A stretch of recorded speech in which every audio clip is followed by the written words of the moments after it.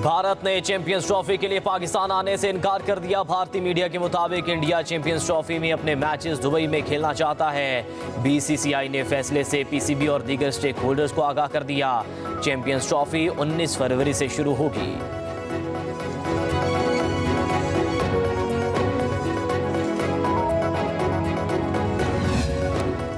Chairman PCB Mohsin Naqvi ने भारतीय media का दावा मुस्तरद कर दिया है। कहा, भारतीय क्रिकेट बोर्ड की जानिब से अब तक तहरीरी तौर पर कुछ नहीं बताया गया। मैच किसी सूरत दुबई मुंतकिल करेंगे, ना ही कोई ऐसा मुतालबा मानेंगे। मोहसिन नकवी ने वाज़ेह किया कि हाइब्रिड मॉडल पर कोई बात नहीं हुई। भारत ने इनकार किया तो हुकूमत से रहनुमाई लेंगे।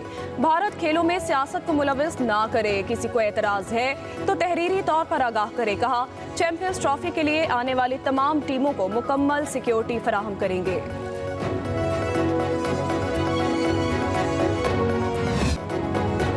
पंजाब में फजा बदस्तूर जहर आलूद। लाहौर में air quality index 516 record. Multan में भी स्मोक की सूरत हाल संगीन। एयर क्वालिटी इंडेक्स 1331 तक चला गया। सांस लेना दुश्वार, गले के इन्फेक्शन में इजाफा, आंखों में जलन। उधर महकमा माहौलियात की फैसलाबाद में कार्रवाई। आलूदगी फैलाने पर 2 टेक्सटाइल और 2 गत्ता फैक्ट्रियों के बॉयलर सील। 3 फैक्ट्री मालिकान को 7 लाख रुपए जुर्माना। 1 फैक्ट्री मालिक के खिलाफ मुकदमा दर्ज। स्मोक के बायस ट्रेनों का शेड्यूल भी मुतासर।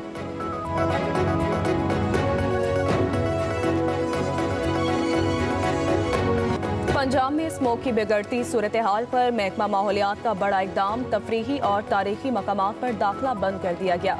चिड़ियाघर, अजायब घर और मैदानों में जाने पर पाबंदी आयद कर दी गई।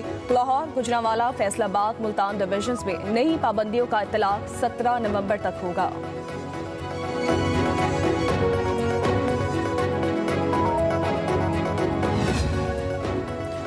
लाहौर हाईकोर्ट का पंजाब में मार्केटें रात 8 बजे बंद करने का हुक्म। स्मोक केस की समाअत के दौरान अदालत ने रिमार्क्स दिए कि मार्केटें इतवार को बंद रखी जाएं।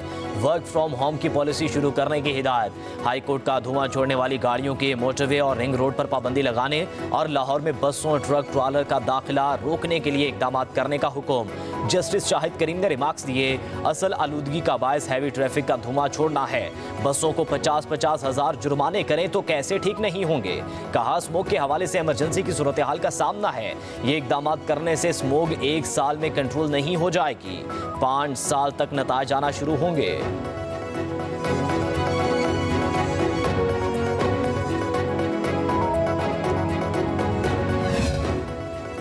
चीफ जस्टिस याहिया अफरीदी की ज़ेर सदारत जुडिशल कमीशन का दूसरा इजलास। सिंध हाई कोर्ट के आईनी बेंचेस पर मुशावरत की गई। इजलास में justice Mansoor Ali Shah, justice Munib Akhtar, justice Aminuddin, Sindh high court के चीफ जस्टिस शफी सिद्दीकी ने शिरकत की। जस्टिस जमाल खान मंदुखैल ने वीडियो लिंक के जरिए इजलास में शिरकत की। जारी एलामिया के मुताबिक सिंध हाई कोर्ट के तमाम मौजूदा जजेस को आईनी बेंचेस के लिए नामजद किया गया। सिंध हाई कोर्ट के तमाम जजेस आईनी बेंचेस के लिए 24 नवंबर तक काम जारी रख सकेंगे।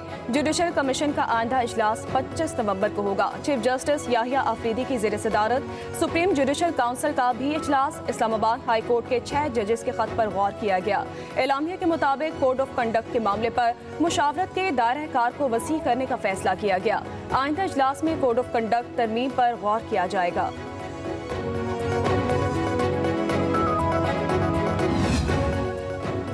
तोशाखाना 2 केस में बानी पीटीआई और बुशरा बीबी पर फर्द जुर्म आयद ना हो सकी। अडियाला जेल में केस की समाअत। बानी और बुशरा बीबी की बरियत की दरखास्तों पर फैसला महफूज। फैसला 12 नवंबर को सुनाया जाएगा।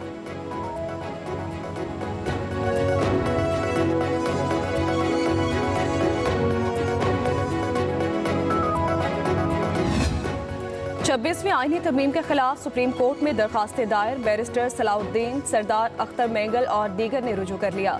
दरखास्त गुजारों की आईनी तरमीम कलअदम करार देने की इस्तदा। मौक़िफ़ इख्तियार किया, 26वीं आईनी तरमीम से मुतसादिम है। शेख 7, 14, 17, 21 अदलिया की आज़ादी पर हमला है। तरमीम पास कराने के लिए जिस तरह वोट मैनेज किए गए, इसकी तहकीकात का हुक्म और 5 नवंबर की जुडिशल कमीशन की कार्रवाई को कलअदम करार दिया जाए। सुप्रीम कोर्ट के जजेस की तादाद बढ़ाने के लिए बनाए गए कानून को भी कलअदम करार दिया जाए।